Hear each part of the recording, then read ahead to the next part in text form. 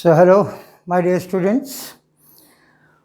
So we will do the part what I had in my previous video, what I have explained regarding chemical reactions and equations. Now there I have explained you types of chemical reactions.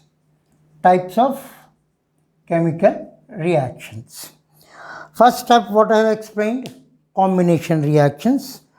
When two or more than two elements combines and forms a single substance, that is combination reaction. I have already explained you, but something I want to explain is some extra. Suppose CaO, calcium oxide. This calcium oxide, if you add with water, you see calcium oxide state is solid and this is liquid. What do you get? Calcium oxide means what? Quicklime. What is this? Quicklime चूना जो होता है. What you will get? Calcium hydroxide, CaOH whole 2. This is aqua solution. So four states are there, either solid or liquid or gas or aqueous. Aqueous means which is dissolved in water. जो चीज पानी में घुला रहता है उसको aqueous solution बोलते हैं. ठीक है. अब ये चूने को अगर हम पानी में डालते हैं तो क्या होता है? What do we observe with this equation? इस इक्वेशन से हम क्या ऑब्जर्व करते हैं? एक कंटेनर लें, कंटेनर में पानी डाल दें, पानी में आप ये चूना डाल दोगे तो क्या होगा? चूना का जो क्विकलाइम जो डाल दोगे तो क्या होगा? Immediately you will see the water is boiling. So in this case what happens? Heat is evolved. क्या हो रहा है? हीट निकल रहा है. अब कंटेनर को छू के देखिए कितना गर्म लगेगा. ठंडे पानी में ही अगर आप क्विकलाइम डाल दोगे, कैल्शियम ऑक्साइड डाल दोगे, तुरंत 5 मिनट बाद देखोगे कि पानी उबलना स्टार्ट हो जा रहा है. और ये अब कंटेनर को छूओगे तो गर्म लगेगा. आपने तो हीट दिया नहीं था, बट हीट इसमें इवॉल्व हुआ. सो ऐसे इक्वेशंस जिसमें हीट इवॉल्व होते हैं उनको कहते हैं एक्सोथर्मिक रिएक्शन. थर्मिक का मतलब होता है हीट, एक्सो का मतलब होता है निकलना. ऐसे इक्वेशंस जहां पे हीट इवॉल्व होते हैं उनको कहते हैं exothermic reactions. So this what I want to explain this. Now second type of equation क्या था? सेकेंड टाइप ऑफ इक्वेशन था हमारा डिस्प्लेसमेंट रिएक्शन. वहाँ पर भी हमने देखा डिस्प्लेसमेंट क्या होता है, डिकम्पोजिशन रिएक्शन. डिकम्पोजिशन क्या होता है? Just quite opposite of combination. Combination में क्या हुआ? दो एलिमेंट्स मिलकर इंटरेक्ट होकर नया आप सब्जेक्ट बना. अब यहाँ पे क्या होता है? डिकम्पोजिशन में एक सिंगल सब्सटेंस स्प्लिट होता है. अब हम यहाँ पर एक एग्जाम्पल देखते हैं. Example CaCO3, calcium carbonate. Calcium carbonate क्या होता है? लाइमस्टोन क्या होता है? मार्बल जो होता है हमारा कैल्शियम कार्बोनेट होता है. इस कैल्शियम कार्बोनेट को अगर आप हीट करोगे, क्या करोगे? हीट करोगे तो आपको क्या मिलेगा? कैल्शियम ऑक्साइड मिलेगा प्लस CO2 मिलेगा. देखिए हमारा कॉम्बिनेशन रिएक्शन में जहाँ पर हमने देखा चूना जब पानी में डाला तो क्या वहाँ पे क्या हुआ? हीट निकला. और यहाँ पे क्या किया? हमने हीट को लगाया, कैल्शियम कार्बोनेट को हीट दिया गया. When the heat is given to this, what happens? A reaction occurred, and with the reaction, the result we got calcium oxide and carbon dioxide. In the previous case, heat is evolved, यहाँ पे heat is involve. यहाँ पे heat लगा है. ऐसे जहाँ पे heat लगाया जाता है उनको कहते हैं endothermic reaction.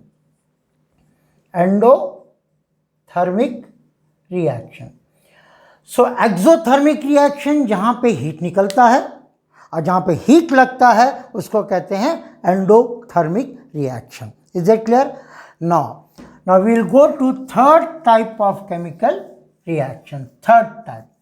Before I explain third type, here I want to explain you some reactivity series. But this reactivity series very thoroughly we will read when we will read the chapter metals and non-metals. But let me explain you, so that when I will explain that chapter, that will be revision for you. Reactivity series. What is reactivity series? Reactivity series का मतलब होता है कौन सी चीजें जल्दी खराब होती है, जो कौन सी चीजें जो देर में खराब होती हैं.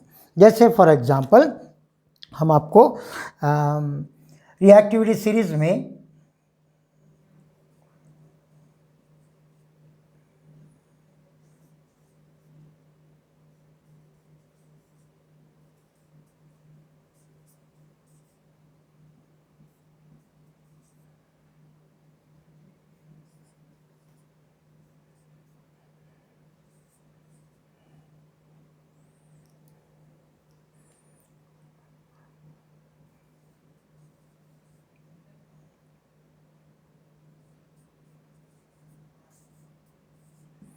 तो दिस इज रिएक्टिविटी सीरीज. पहले होता है पोटेशियम, तुरंत बाहर निकालो तुरंत जल जाती है, रिएक्ट हो जाता है. फिर इसके बाद सोडियम, फिर calcium, magnesium, aluminium, zinc, iron, lead, hydrogen, copper, silver, mercury and gold. तो ये जो सीरीज है आपका इसमें, तो इसमें आप लोग क्या देखते हैं कि गोल्ड जनरली सालों करोड़ों सालों लग जाते हैं खराब होने में.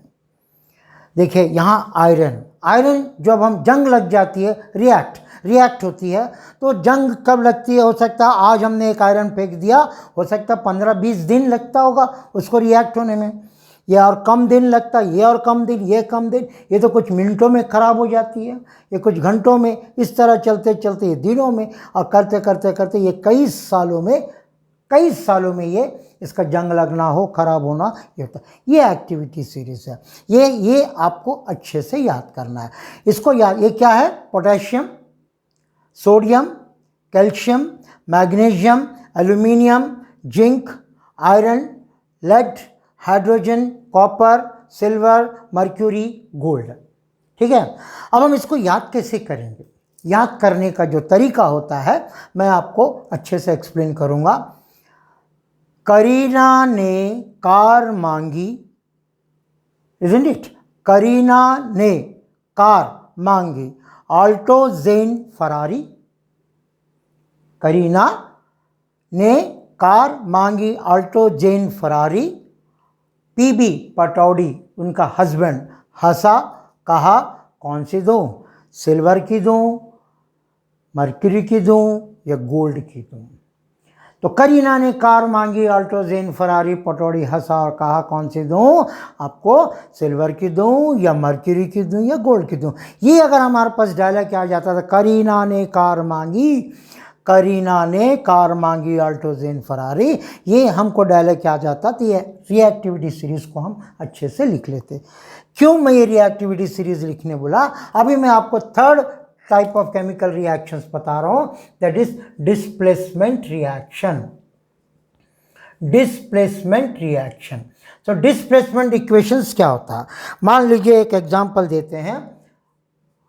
आयरन को हम कॉपर सल्फेट में रिएक्ट करते हैं. आयरन को कॉपर सल्फेट में रिएक्ट करते हैं. देखिए आयरन पहले आती है, कॉपर बाद में आया है. तो क्या होता है, पहले वाले जो है वो बाद वाले, इसके निचले वाले को स्प्लिट कर देते हैं. पहला वाला जो है, पहले ये आया, इसके बाद कॉपर आया, पहले वाले जो होते हैं वो निचले वाले को स्प्लिट कर देते हैं, डबल स्प्लिट. तब क्या होता है, हमको नया चीज़ बनता है. ये Fe क्या होता है, इसको स्प्लिट करके ये SO4 इसके साथ मिक्सअप हो जाता है और ये Cu बाहर आ जाता है. तो इस तरह के डिस्प्लेसमेंट, इस तरह के रिएक्शन इक्वेशंस को डिस्प्लेसमेंट रिएक्शन कहते हैं, क्योंकि इसमें से सल्फर डिस्प्लेस होके इधर आ गया. ठीक है.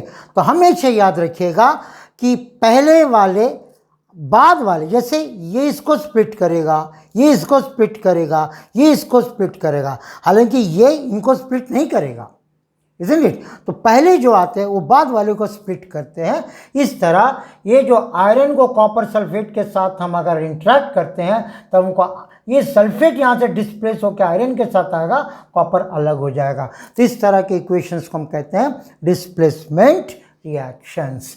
तो इसको आप उतार लीजिएगा पॉज करके।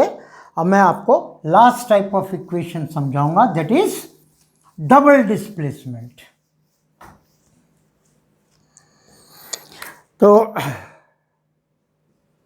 ये आपका fourth type of chemical equation है। पहला था कॉम्बिनेशन, दूसरा था डिकम्पोजिशन, तीसरा था डिस्प्लेसमेंट, चौथा था डबल डिस्प्लेसमेंट। तो डबल डिस्प्लेसमेंट में मैं आपको एक तो देता हूँ, आपका सोडियम सल्फेट को, ये भी एक्विस सोल्यूशन ही है, पानी में मिक्स होता है, इसको हम बेरियम क्लोराइड के साथ हम करेंगे तो क्या मिलेगा। सोडियम सल्फेट को इसी सब equations I have given you from the book only. इसको हम बेरियम क्लोराइड के साथ हम इसके साथ इंटरेक्ट करेंगे तब क्या होगा, आपका ये जो बेरियम ये सल्फेट अलग हो जाएगा, BaSO4 और प्लस रह गया क्या, यहाँ से सोडियम, यहाँ से क्लोराइड, NaCl हो जाएगा, that is sodium chloride. Displacement हुआ, दो बार हुआ, इससे डबल डिस्प्लेसमेंट। यहाँ से सल्फर निकल के, बेरियम निकल के सल्फर के पास आया और यहाँ से ये क्लोरीन निकल के सोडियम के पास आया। सोडियम ने क्लोरीन को निकाल कर दिया, सो डबल डिस्प्लेसमेंट हो गया। तो इसका एक और एग्जांपल ले लेते हैं। एक और एग्जांपल हम ले लेते हैं, सिल्वर नाइट्रेट AgNO3 को हम सोडियम क्लोराइड के साथ NaCl के साथ करते हैं तो हमको क्या मिलेगा, ये Ag सिल्वर क्लोराइड के साथ अलग कर देगा, ये क्या होगा AgCl प्लस बच गया क्या NaNO3, सोडियम नाइट्रेट NaNO3, ठीक है, ये आपका हो गया है। नाउ अब